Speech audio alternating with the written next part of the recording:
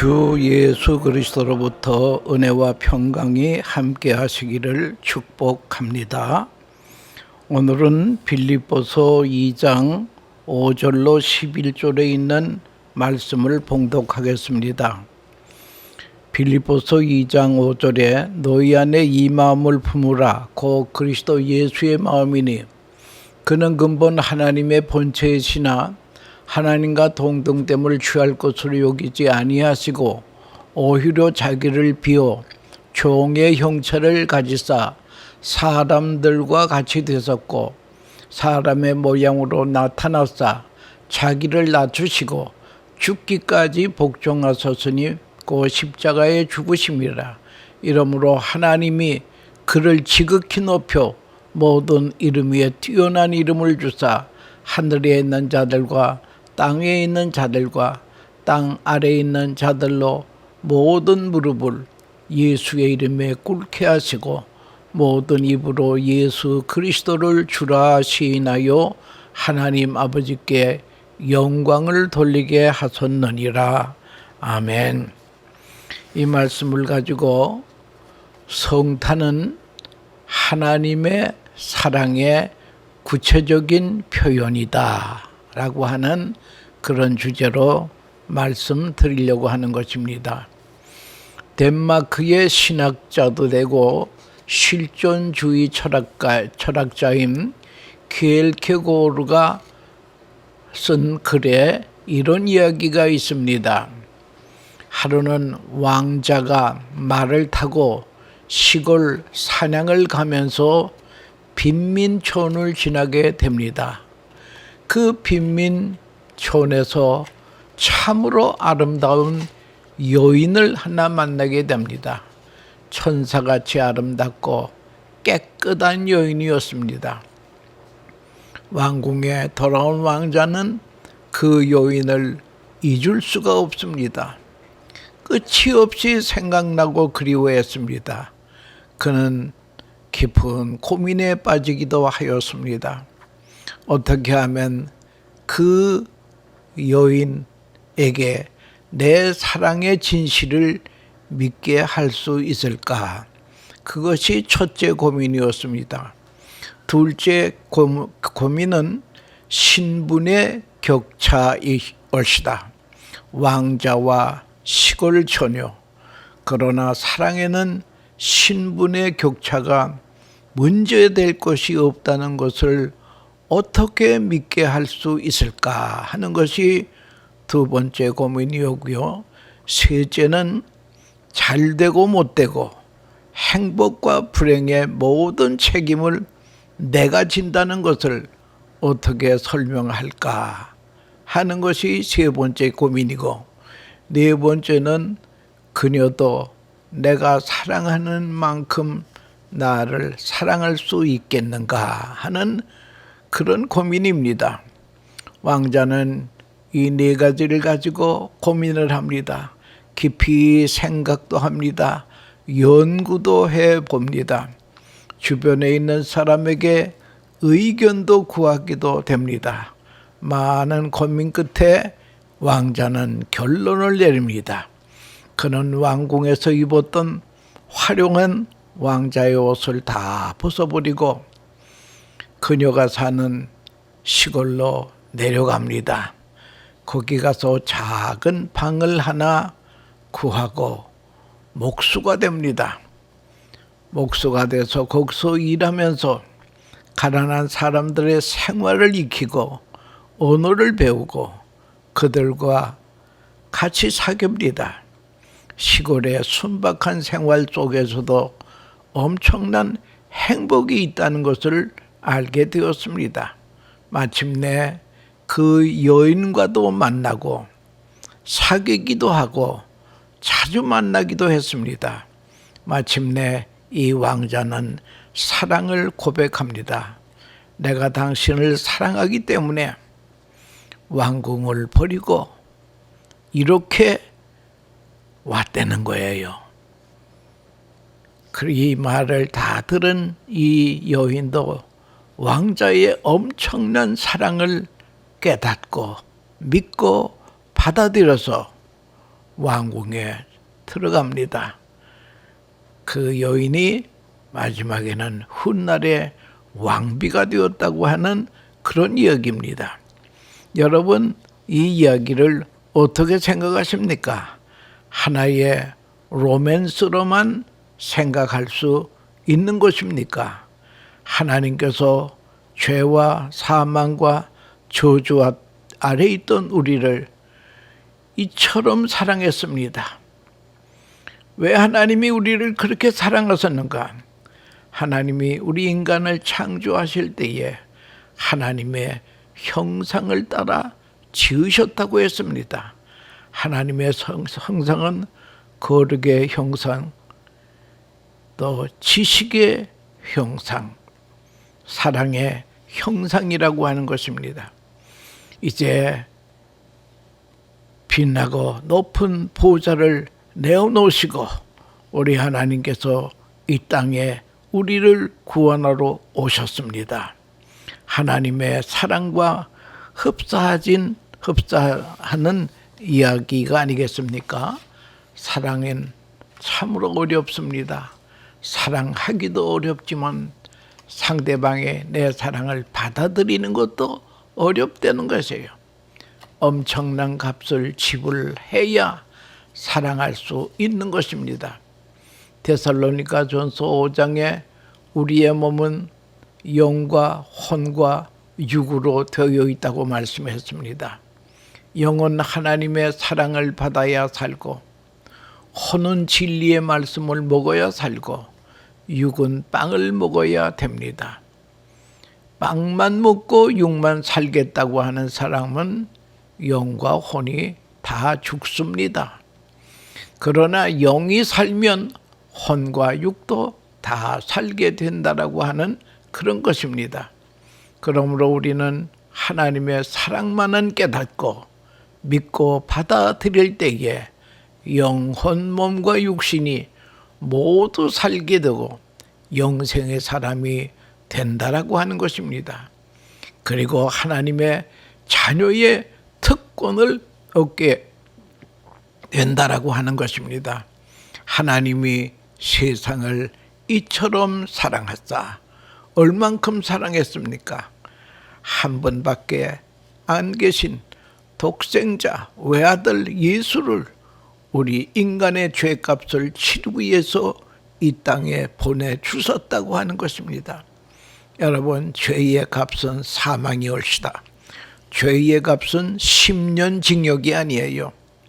사망이 옳시다. 이거 하나님의 공의의 법은 변할 수가 없습니다.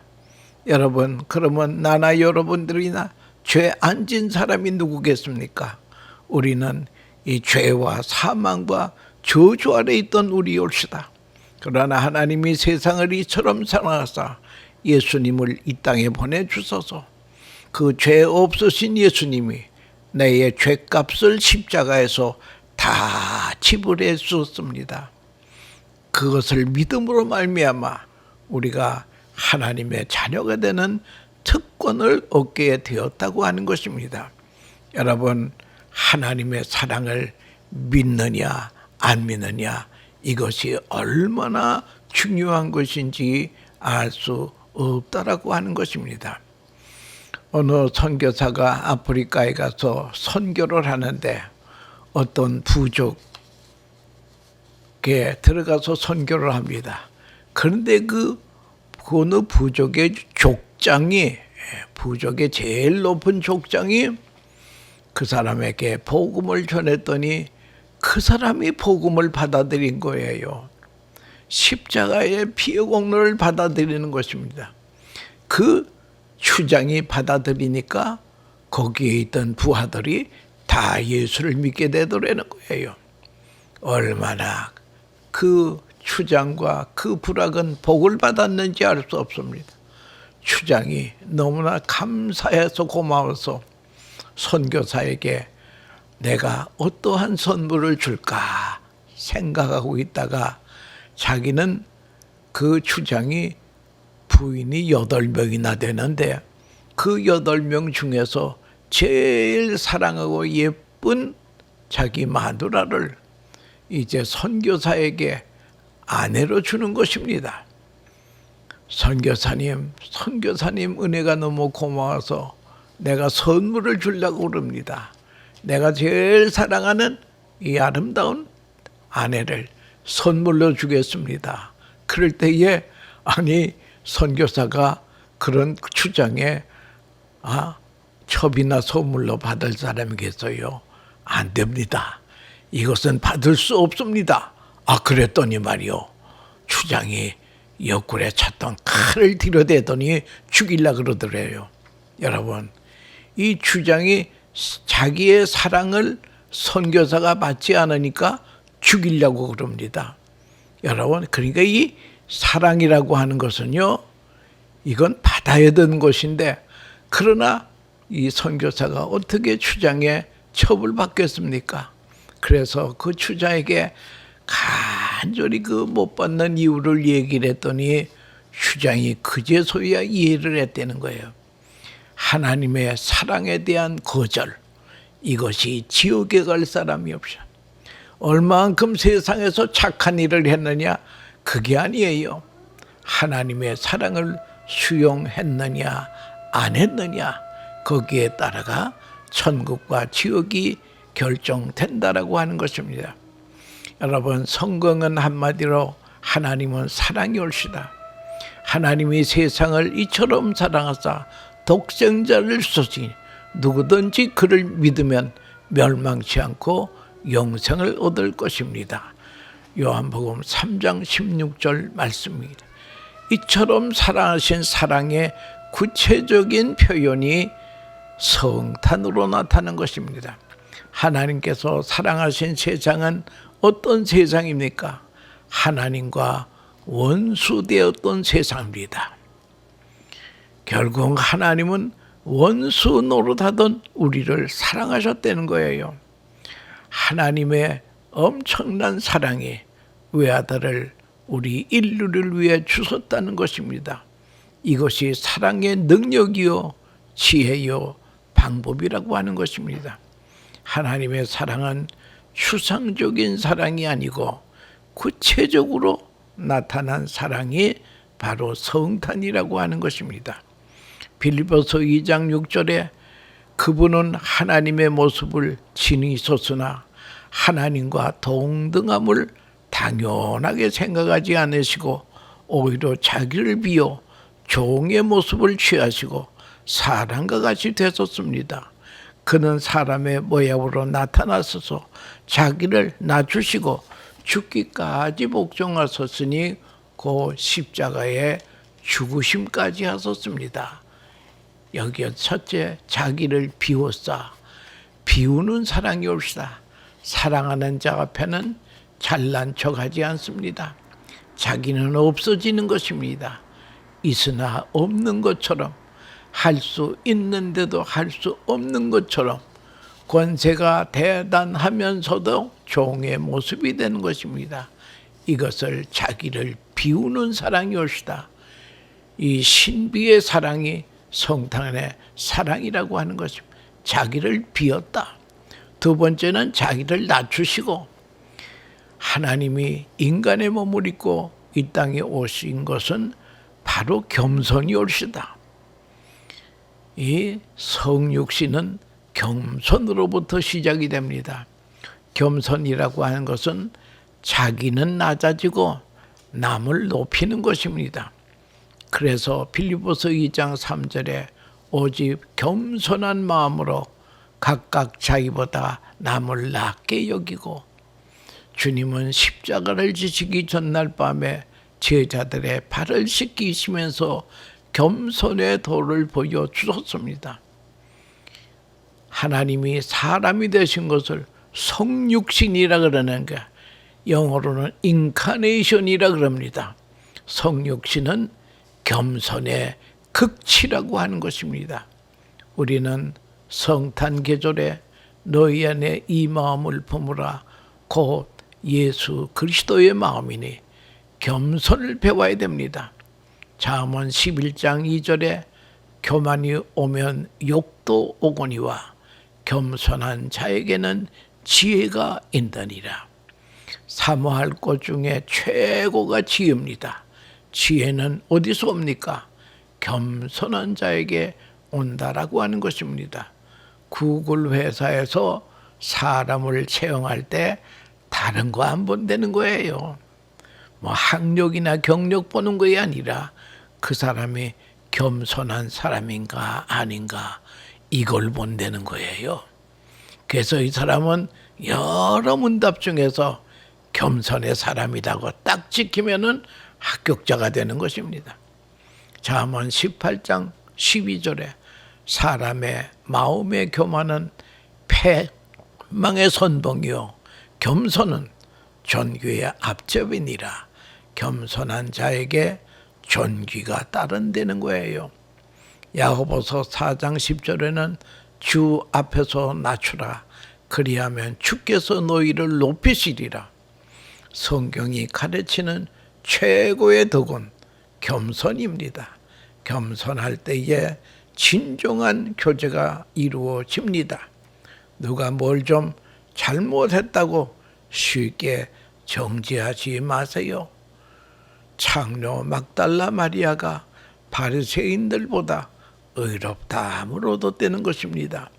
주님은 하나님이신데 자기를 비우시고 주님은 무능해서 십자가 지신 분이 아니라 자기를 비우시는 겸손의 사람이기 때문에 능력이 있어도 없는 자처럼 십자가를 지셨다고 하는 것입니다.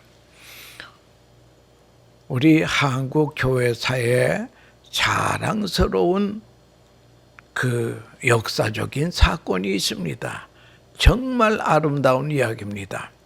경남 남해군 이동면 탑정리 섬에서 이자이라고 하는 사람이 천하의 고아가 됐습니다. 가난한 집에 태어나서 배고픔을 면하기 위해서 스스로 17살 된 소년이 전라도 김제의 부잣집 모습이 됩니다. 그 모습이를 열심히 잘하고 있는데 어느 날 선교사님으로부터 전도를 받게 됩니다. 그래가지고 예수를 믿게 됩니다. 그런데 자기만 믿은 것이 아니라 주인에게까지 전도해서 주인도 예수를 믿게 했습니다. 믿는 사람이 점점 많아져서 그곳에 금상 교회를 하나 세웠습니다. 그래서 이 모습 이자익하고 그 집의 주인 조덕삼 씨가 아주 두 사람이 예수를 잘 믿고 교회 봉사도 잘하게 됩니다. 그래서 선교사가 이 사람들에게 교회 직분을 주었는데 영수의 직분을 주었습니다. 이 영수는 선교사가 어딜 출타하거나 교역자가 없을 때에 목사님이 안 계실 때는 영수가 설교를 하곤 했어요.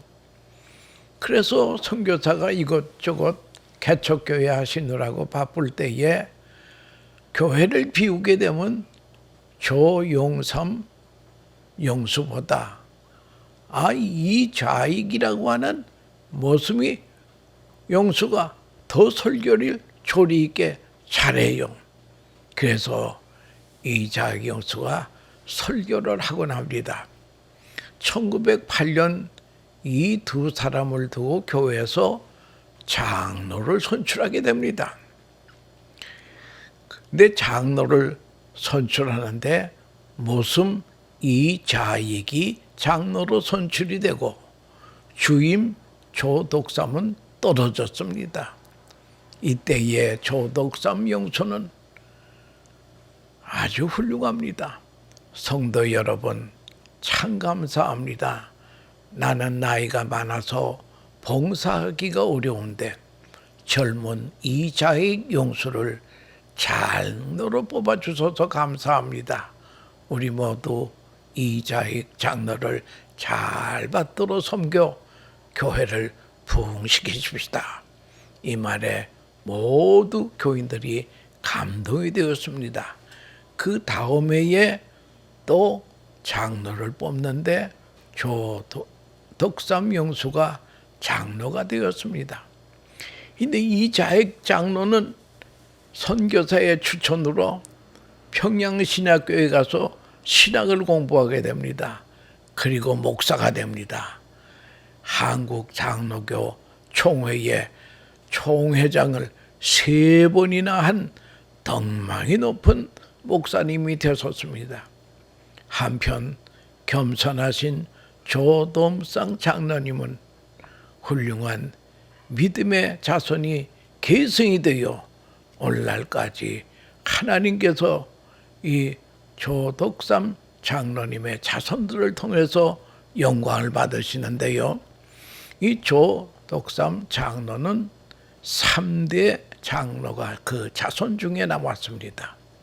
특별히 그 손자 중에 조세윤 장로는요, 10대, 13대에서부터 15대까지 4번이나 국회의원이 당선이 돼가지고 참 하나님께 영광을 돌리게 되었다고 하는 것입니다. 여러분, 이 겸손이라고 하는 것이 이렇게 귀한 것입니다. 겸손은 존귀의 앞잡이라. 겸손한 사람은 존귀한 사람이 된다라고 하는 거죠. 오늘날까지 하나님의 영광을 받으시는 자손들이 그 가문에서 배출이 되었다고 하는 것입니다. 주님도 겸손하신 분입니다. 사람과 같이 되었고 사랑하는 자와 동일시되는 사랑. 하나님이 사람의 형체를 입으시고 오셨습니다. 거룩하신 분이 죄인처럼 오셨습니다. 사랑은 결코 쉬운 것입니다. 막중한 희생이 따릅니다. 여러분, 문제의 자식이 있습니까? 나도 문제의 자식이 아버지라고 생각하는 것이 자식을 사랑하는 아버지의 모습이라고 하는 것입니다. 사람과 같이 되었었고 이 말씀에는 사랑은 책임을 지시는 것이라. 죄 없으신 분이 죄인이 되고 그 죄의 책임을 지고 지옥의 십자가를 지시는 분이 우리 주 예수 그리스도이십니다. 인간이 받을 저주를 대신 받으셨습니다. 육체만이 아니라 명예, 의까지 내어주신 사랑이라고 하는 것입니다. 이것이 하나님의 사랑이고 크리스마스의 정신이라고 하는 것입니다. 모로코 섬에 성 다미안의 이야기가 있습니다. 한 번은 성 다미안은 아주 부잣집 사람이었습니다. 모로코 섬에 가봤더니 거기는 몽땅 문둥병 환자들이 사는 성이에요. 그래서 이 성 다미안은 자기의 재산을 다 팔아가지고 모로코 섬에 가서 그 나병 환자들에게 복음을 전하는 것입니다. 복음을. 그런데 이 나병 환자들이 다미안 우리 목사님의 설교를 안 들어요. 왜 안 들은가?